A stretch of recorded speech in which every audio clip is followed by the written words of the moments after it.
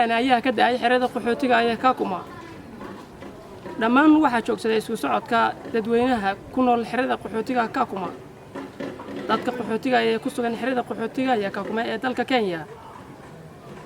ayaa ka cabanaya roobkan ka da'aya xerada qaxootiga ka kuma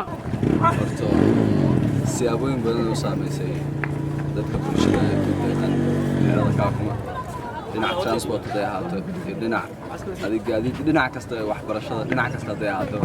saameyn weyn oo sameysay sidii aan iskuulka ku tagi lahayn adiga daqiiqado hore ama xilli hore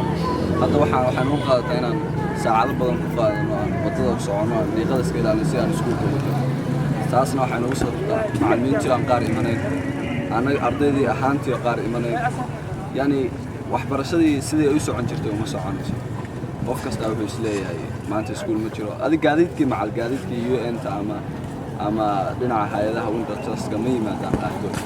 sidaas darteeda waxbarashadu saameyn weyn u leedahay dhinaca roobka ka yimaada naga xiran oo mootaan wadanaa mootada waa laba lugood waa meelaha godadka ay ku dhacaysa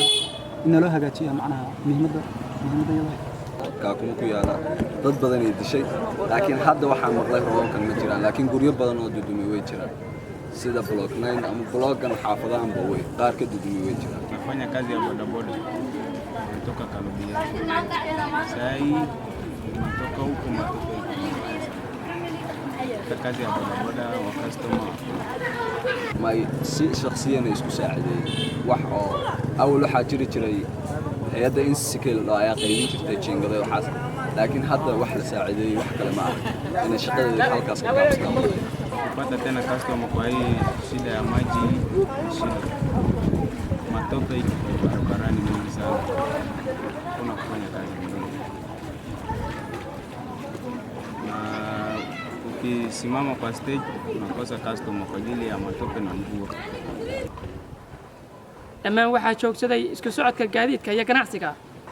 sidoo kale waxaa dumay guryo badan maadaama dadka ku sugan xerada qaxootiga ayaa ka kuma inta badan ay ku jiraan guryo cariishi ah farxaan cabdi warsame farxaan cabdi halac ka kuma